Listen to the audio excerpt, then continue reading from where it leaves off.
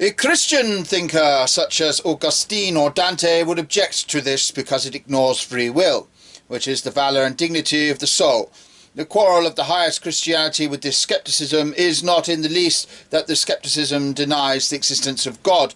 It is that it denies the existence of man.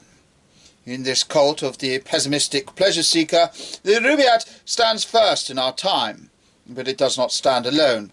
Many of the most brilliant intellects of our time have urged us to the same self-conscious snatching at a rare delight. Walter Pater said that we were all under sentence of death, and the only course was to enjoy exquisite moments simply for those moments' sake. The same lesson was taught by the very powerful and very desolate philosophy of Oscar Wilde. It is the carpe diem religion, but the carpe diem religion is not the religion of happy people, but of very unhappy people. Great joy does not gather the rosebuds while it may. Its eyes are fixed on the immortal rose which Dante saw. Great joy has in it the sense of immortality.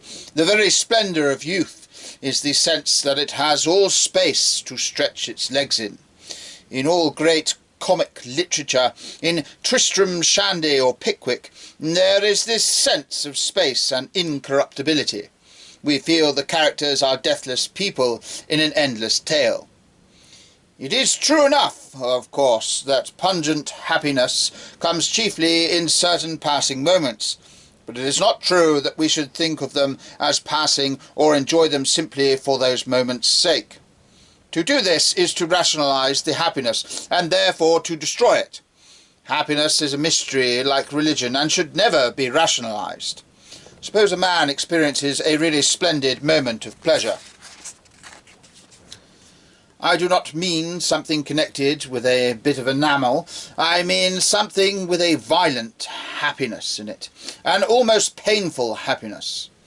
A man may have, for instance, a moment of ecstasy in first love, or a moment of victory in battle.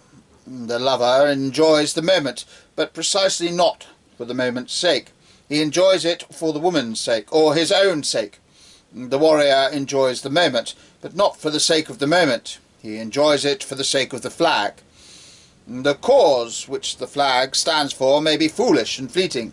The love may be a calf love and last a week, but the patriot thinks of the flag as eternal. The lover thinks of his love as something that cannot end.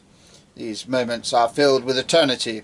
These moments are joyful because they do not seem momentary. Once look at them as moments after Pater's manner, and they become as cold as Pater and his style. Man cannot love mortal things. He can only love immortal things for an instant.